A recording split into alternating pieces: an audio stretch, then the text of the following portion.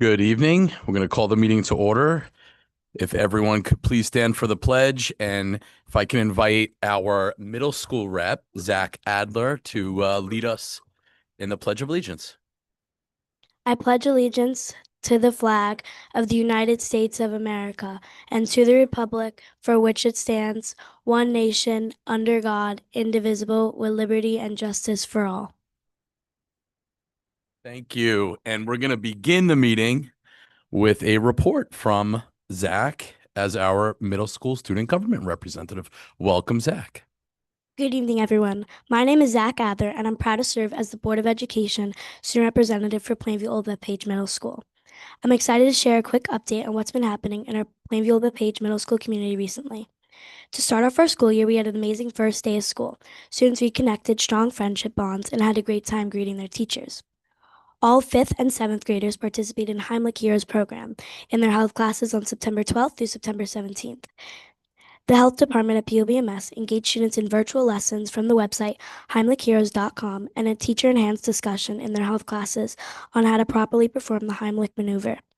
As our first health lesson of the year, we are happy that all 5th and 7th graders will be able to handle an emergency if ever faced with one.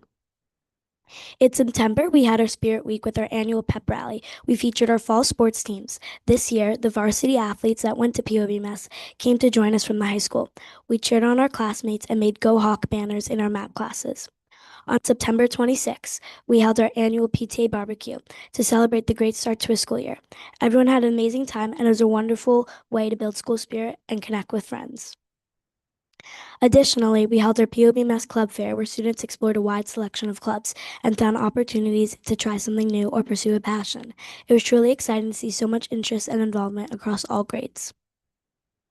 Our 8th grade students participated in their physical education field trip to the adventure park. This was an amazing experience for all 8th grade students. Recently, our 5th grade and 6th grade participated in their grade level assemblies. These events were fun and engaging. Students really parted to being enjoy them. Also, our 7th graders had their Daniels Assembly. We also had our Red Ribbon Week, which was an amazing way to teach students about drug awareness, and students wore themed activities during the week. We also held our Unity Day. Students wore orange and during their math classes created linked paper chains with inspirational sayings. These were then hung in the main lobby to demonstrate our school unity. On November 10th, students POBMS hosted our annual Vets Tea. Every year, Miss Abel plans and hosts our Vets Tea for our local veterans. We welcome local veterans into POBMS, and our motto is, "You served us, now let us serve you." Our select choir members sang for our veterans. Student council members volunteered their time and to bring in refreshments and served our veterans. We loved hearing stories from our veterans, and students learned so much. This is such a beautiful event. We also hosted our drama production of Legally Blonde Jr., which took place in November. The cast and crew worked both incredibly hard for all of their showings. Our clubs, teams, and programs are also off to a strong start. One great example is our newspaper club, which is currently working the December edition of our school newspaper. They've been putting in a lot of effort and we're looking forward to read it on the POBMS website once it's published. Thank you to the Board of Education for allowing me to share these fantastic updates about our school and represent the student voice. Have a great night. Well, thank you. Thank you, Zach, for a great report, a job well done, and we certainly look forward to future reports of the goings on of middle school. So thank you very much. Feel free to stay for our meeting, but you're not obligated to. Okay. We're gonna move on to board announcements. Anybody have board announcements? Jared? With the concert season in full force, seeming like something every night now. I had the absolute joy to be at the high school jazz concert last week. It's a short one and it's really just a blast. The real takeaway though is I was sitting there with our director of music and performing arts who pointed out that the student playing the bass was playing the bass that he built during the build an instrument program, and I was looking at it, the detail on it. It was truly incredible. What an opportunity for them to both build it here and then get to play it on a stage like that. Really, really something special. Any other board announcements? Debbie? Last week, SEPTA held its SEPTA Night Out. Many of us attended, and we all honored Susan Ham for her many years of work with our students, particularly her work in Matlin Middle School's POB Perk, which is a student-operated cafe. It was really well attended, and I hope they made a lot of money. We also had a shared learning experience last week with Cornelius Minor. This experience, shared with administrators, parents, students, and board members, focused on strengthening the connection between home and school and how to make our students and families feel welcomed within the school district. That's it. Thank you. Any other board announcements? Okay, I have one board announcement. This past Saturday morning, the board, along with Dr. O'Mara and the assistant superintendents, had a legislative breakfast. In attendance were New York State Senator Rhodes, New York State Assemblyman Levine, Nassau County Legislator Drucker, Town of Oyster Bay Councilwoman Walsh, and representatives of both senators, Senator Martins and Assemblyman Stern. We spent our time talking about real life examples of how what they do, the legislation that they passed, how it impacts our district, and that even sometimes with good intentions, the operational and implementation issues haven't necessarily been thought through fully. And we reinforced the theme of what has become the last few years of our meetings, which is include us when it impacts us. We talked about unfunded and underfunded mandates, the rising cost of health insurance, ensuring that there's no reduction in aid with unexpected and unknown changes from the federal government and grant money and blocks of aids, and to ensure that we don't see a reduction in aid. We talked about civil service matters. We talked about mental health issues, special education subjects, and we talked about opportunities for collaboration where there are items of mutual interest and that they should include us when it impacts us. We want to thank those that were in attendance. I want to thank central administration, the board members as well. And we wanted to highlight this because it's really important that everyone knows that we do advocate beyond this boardroom. We meet with our legislators as often as possible, but it's only one of several ways that we advocate with legislators. We write letters of advocacy through our legislative committee, and kudos to our stakeholder groups, because very often they are partners with us in signing off on these letters for advocacy as well. We know that we are participants of the New York State School Boards Association that has a lobbying arm. And so we advocate for issues at the annual convention. In some ways, we've made some changes and improvements to their positions so that they could lobby upstate as well. And I know that Dr. O'Mara and each of the assistant soups are very active in their own professional organizations that seem to educate and advocate for issues that are important, not just in public education, but specific to our region as well. And so, we will continue to advocate. We had moved our legislative breakfast earlier than we usually do in the school year. We often meet with them in March, but based upon feedback and because of the relationships that we've built, we've taken their feedback to meet with them sooner, before the January legislative session begins up in Albany, so that at least they're aware of some of the things ahead of a vote and as they revise and craft certain pieces of legislation. Thought it was received well, and we certainly appreciate their time and an early Saturday morning get together. So with that, I'm going to hand things over to Dr. O'Mara for superintendent's announcements. Thank you very much. And I'm glad you weren't humble about that, because this board is one of very few that host their own legislative breakfast every year. And your knowledge about the topics definitely impressed our legislators. So thank you.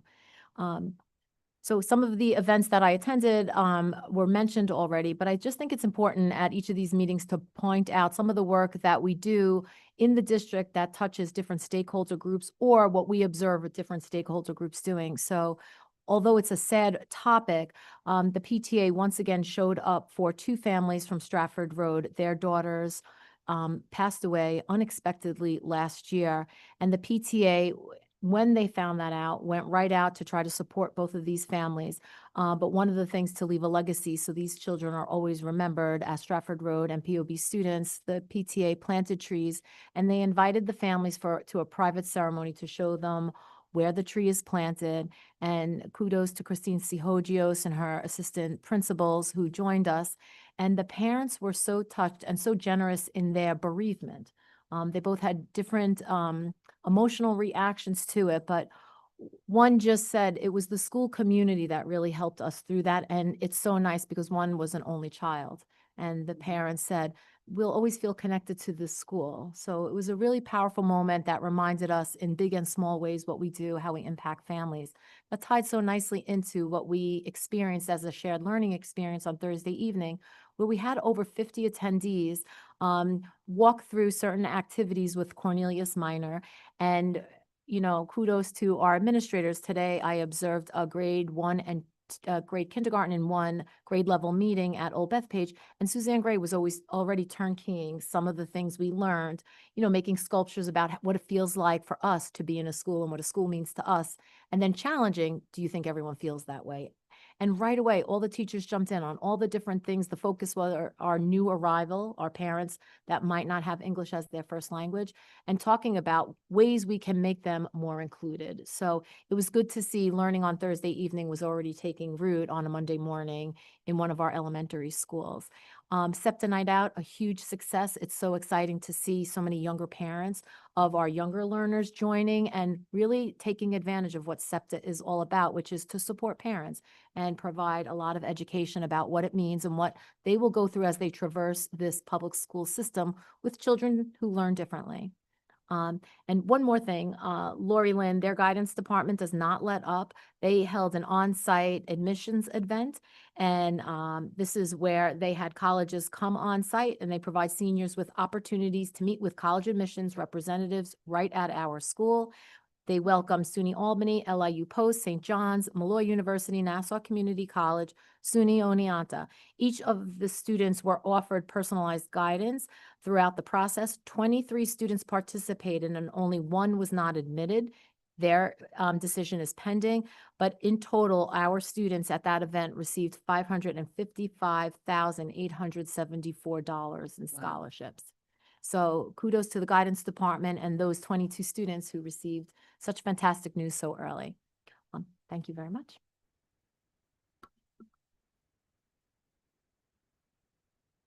Jim's going to move to that. Yeah.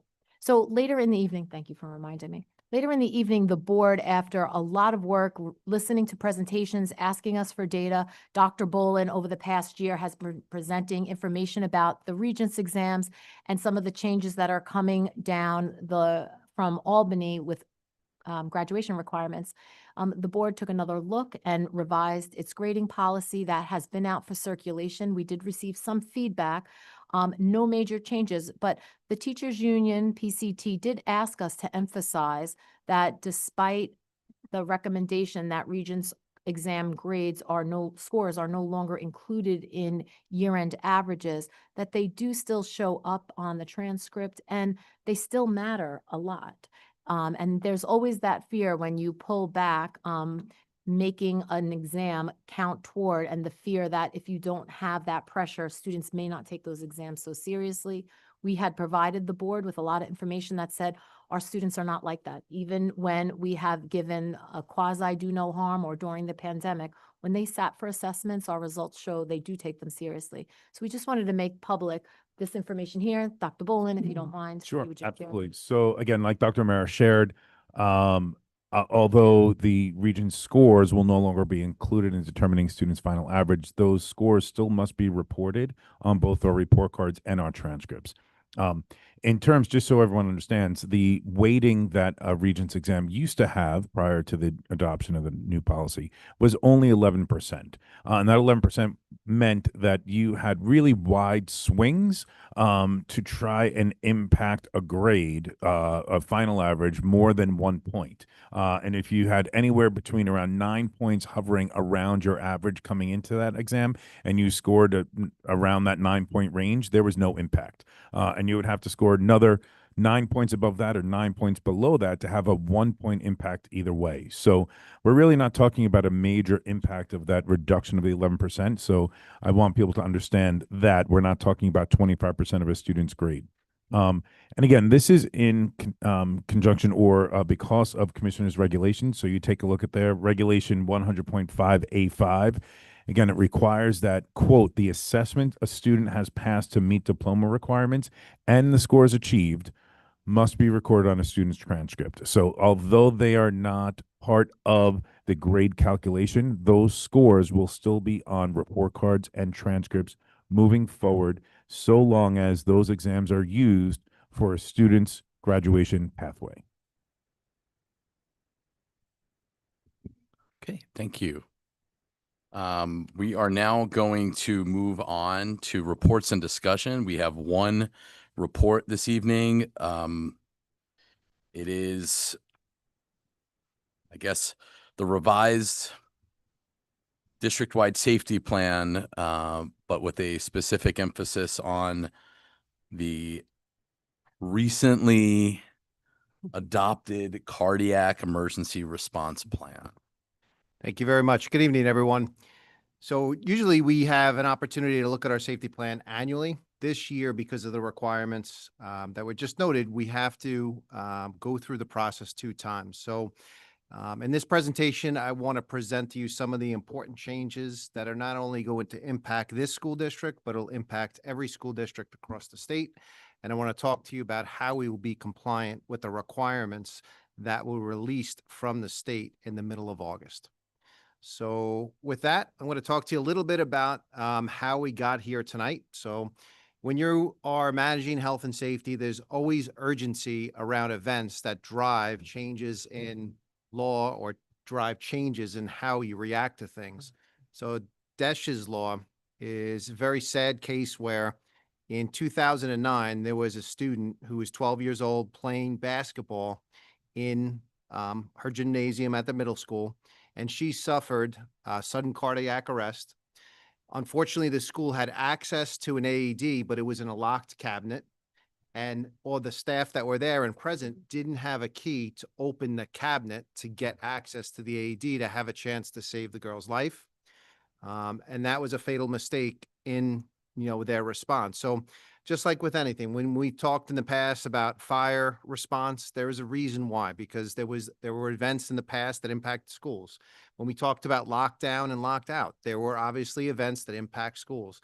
This is the event that has impacted us to get here today. So there is such a good rationale as to why we're talking about making these changes. But I want to note, these are significant changes that all of our building principals have had to take into account in very short notice once the guidance was released on August 14th from the state. So really what this guidance says and this law says is that schools cannot just have an AED available. They actually have to have protocols and processes to make sure that there is training in place, there is a response plan in place, and not only the people that are part of a core team understand what the response is, everyone that is in the organization, everyone that's a staff member understands what to do. That is a very important piece. So with Dasha's law, it's going to change things around here, but it'll change things in a really positive light for our staff and students to have things available that haven't been available in the past. So that's what it's about. That's the urgency. I want to talk to you a little bit about in this presentation. There is going to be 2 different categories that we want to educate our staff, our students, and our cardiac emergency response team to be able to handle. These protocols that I'm going to talk to you about only apply to sudden cardiac arrest. If an individual has a heart attack, that is a different response. Whatever I'm going to talk to you about tonight does not diminish the need to call 911 immediately to get emergency response protocols in place to get them here to be able to help us and assist. Anytime EMS would arrive, our protocols are going to turn over control of the scene to them right away. This is just going to be between when we recognize the sudden cardiac arrest and when EMS gets here, what we can do to support our potential staff and students in need. And there's stats to really indicate. So the important piece to understand is annually, 356,000 adults and 23,000 pediatrics experience sudden cardiac arrest outside of a hospital. So the numbers are there to justify this. This is just not an isolated case where it happened to one student. Even one is too many. But we want to take advantage and make sure that we do whatever we can to help our community. AEDs are not new to us. AEDs have been in the school district for approximately, I would say, 8 to 10 years. As you sit in this room here today and you look out those windows, there's an AED device with a stop the bleed kit right outside that window right there. They are available in every one of our schools already.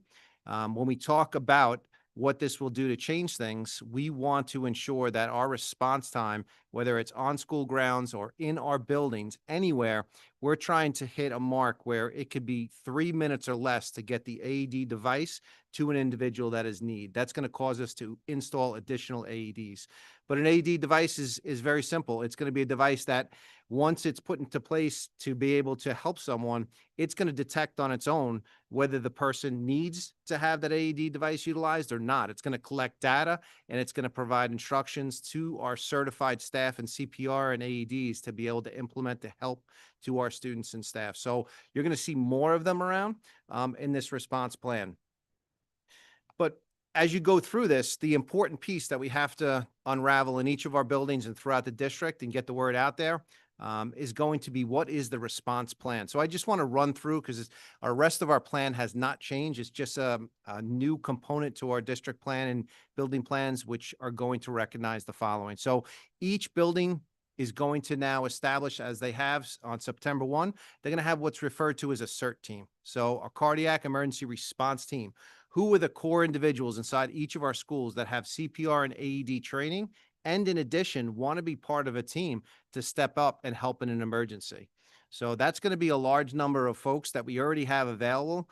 We have Joe Braco in the audience, who has assisted with AEDs for several years. I want to thank him for his help and assistance in getting to me to this point with this presentation. But he manages a host of coaches. Just off the top of my head, there's about 50 coach members that work in our schools that have these certifications, without even expanding people that want to get involved, or even expanding those that we don't know about that have those certs. So we want to recognize and we want to train our staff to recognize the signs. That's the most important thing. What are the signs? How can you get involved to help? We want to train our entire staff with that. We want to also have in our response protocols, this does not discount calling 911 immediately. So someone's going to contact 911 while we alert our CERT team. And then there are going to be individual responsibilities that each member of the CERT team is going to assume. We are going to designate each building to have a staff member and redundancy to be able to be the one that would administer CPR. We're going to have another person on the team be the one that would retrieve with redundancy the AED device to get it to the scene while someone's providing CPR. And then there's going to be another core important piece to the CERT team, which is to gather the details. We want someone to be able to hand this off to EMS. So what can we get from the nurse's office? What can we get from the HR office as far as the needs for staff members and whatnot? And then to be able to give access to our EMS into the building and direct them as quick as possible to get there. And then obviously there's going to be determination by the CERT team whether it's necessary to use the AED device during the event. As soon as EMS arrives and we transfer that control to them, just like with any incident, whether it's a drill or an actual event, we're going to debrief afterwards to ensure that we refine our protocols to make them as best as we possibly can for the district. As we go through and I bring to you the district plan to potentially approve tonight, there are things that have impacted the building level plans that have been done since September 1. And there are things that I'm asking you tonight to consider for approval. So I just want to run through quickly. Building level plans since September 1 has designated staff who could potentially serve on the team. We're looking to expand that. It outlines the specific procedures that I just talked about. It outlined the availability of existing AEDs. I'm going to talk to you in a moment how many additional AEDs we're going to have to purchase, which we already have as a district, to get that ideal 3-minute or less response time. And then it documents the annual training that's necessary. As we go through when we prepare for the 26-27 school year, we're going to have to train staff annually in addition to taking care of this need mid-year. In the district level plan, it's a little bit different. Just like I had talked to you in the past, it's very general, but it'll talk to you about the availability and locations of the AEDs throughout the district. It's going to give you the general procedures to ensure that we annually maintain and certify that our AEDs are at the point that they need to be each year. And then there's going to be documentation about signage. So it should be no secret when you get to a building or you're in a building what the locations are of the AEDs. And then overall, it'll outlines the staff and student training on response protocols that can help someone in sudden cardiac arrest. By law, DESH's law puts these things in place on a district-wide basis by January 2020th, 2026, and that does not just apply to POB. I want to go through quickly with you just the locations overall in the plan. It's important to note how many you have currently in the district and what's going to be added.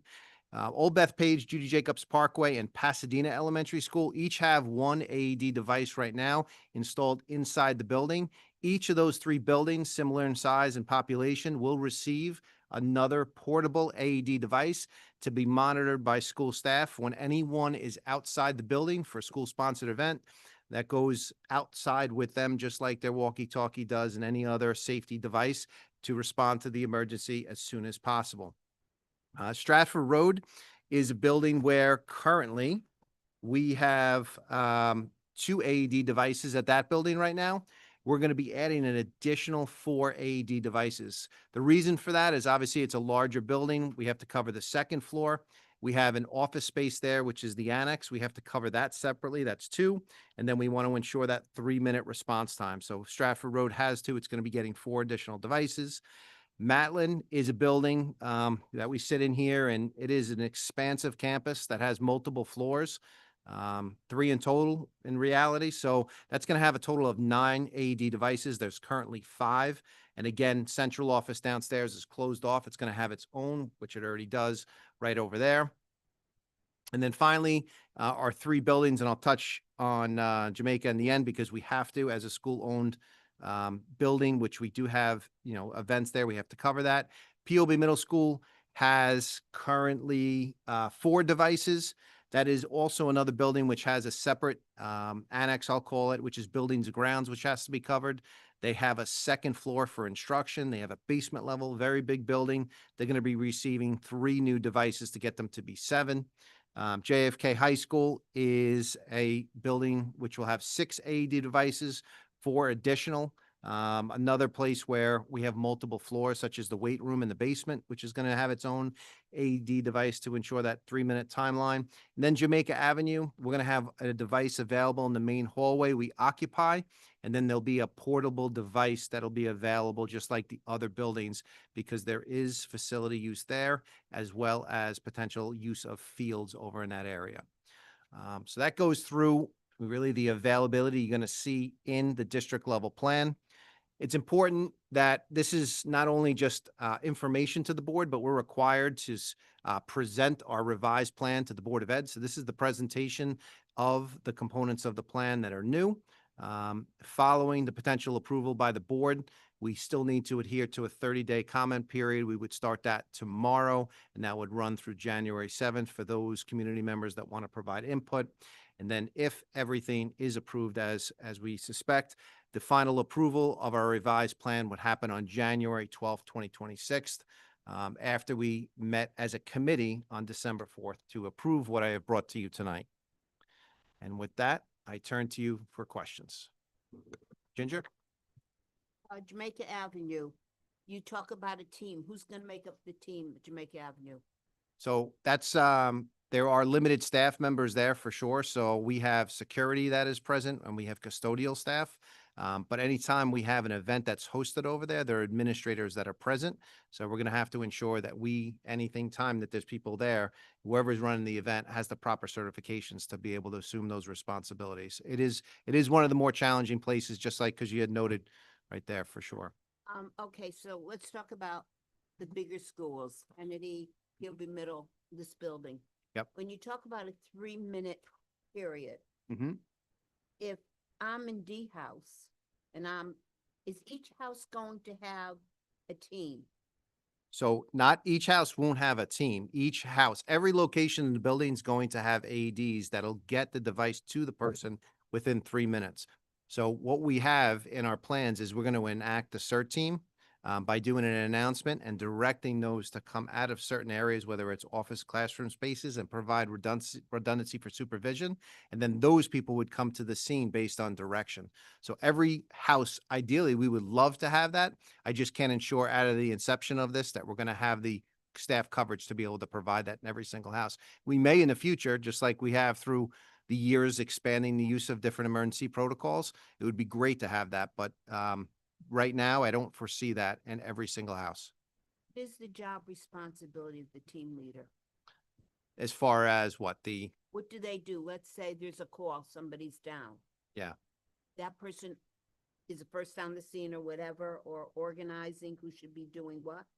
Yeah, so it depends on who the person is that is responding. If that person isn't on the CERT team, their responsibility is to contact either the main office, which is designated in the plan, and if they can't contact the main office, they're dialing 911 or using a radio to get the call. We're not asking that person to leave the scene. We're asking for that person to get help to that team. Once we receive that message, we would enact the CERT team to bring people to that designated spot to be able to assist with that. But each individual person on a team is going to have a designated responsibility. One person would assume responsibility to provide CPR out of the gate. There'd be redundancy for absences with that. One person would be able to get the AED, bring it to the scene. So we're going to work all those things through as we enact this. So if a person is out and I'm responsible for bringing it to you, Yes. Do you have a substitute, or you can have dual people trained to take somebody's place? Yes. Yes. The answer is yes with that. So when the team gets built and enacted and trained and drilled, all of this is going to have redundancies for sure. That's just the reality of what we have to do to be able to do this. As usual, you do a great report. Thank you. No problem. Thank you. It's listen, it's a lot of different things that came to us last minute, and I can tell you that Phenomenal job putting this together so far. listen, I thank the buildings for their work and the support of everyone. So Debbie? Do we have responsibility when community groups use our facilities? So if community groups use our facilities, it's the responsibility of those groups to provide the resources. Now, if they're in our buildings, they're going to have access to the devices I talked about and the numbers, but it is their sole responsibility to bring that device with them, especially if it's an outside facility use Right. situation we're talking about. And our facility use forms are going to highlight that responsibility when they gain access to our buildings and our facilities. Terrific. Thank you. Thank you. Any other questions? Thank you, Chris. This was earlier when we talked about meeting with our legislators. This law was one of the examples that we gave as of good intentions. But when the law is signed, when it became a law and it was signed by the governor in July, and in mid to late August, state education gave us guidance with 2.5 weeks before the first day with implementation to be effective on September 1st. It's one of those perfect examples of how, good intentions and not including us when it impacts us ahead of time, months after our budget, not funded, of course, another unfunded requirement. It's something that we've raised and we had some of this information to be able to share as an example. Good intentions, we support it.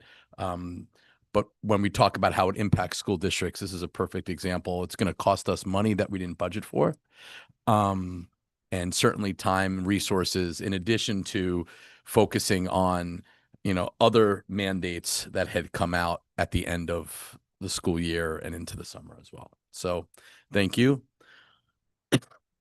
Okay, we're going to move on to public participation. We are about to convene into the public comment period of our meeting governed by district policy number 1230. The public comment period is not designed to be a discussion. We will, however, respond to your questions and concerns at a future meeting or have the proper staff member get back to you. State and federal privacy laws prohibit any comments or questions about specific school personnel or students on these matters. Please go through the appropriate administrative channels. Our school board meetings should serve as an example to our students that members of our school board and members of our community can deal with issues in a civil manner and demonstrate mutual respect. In that spirit, we remind speakers and members of the audience to maintain civility and respect for any divergent views. If you so choose, you may submit written comments to the board in lieu of speaking during the public comment period. The board will now entertain public comments. Each individual speaker is allotted 3 minutes.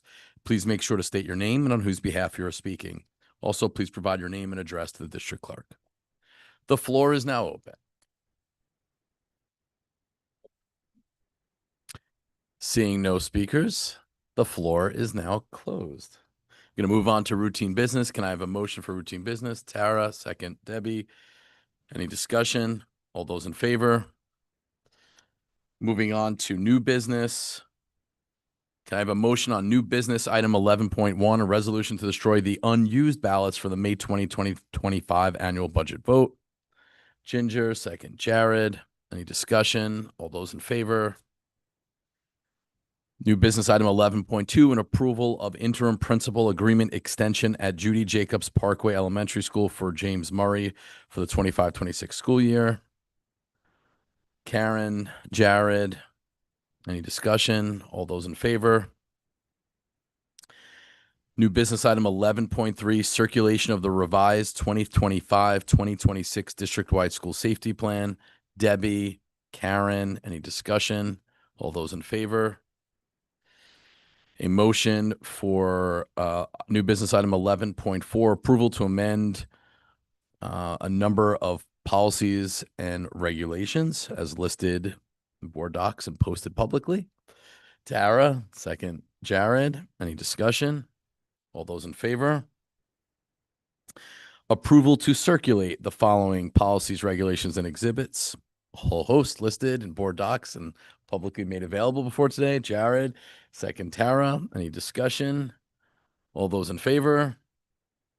Motion on item 11.7, approval of non-local field trips.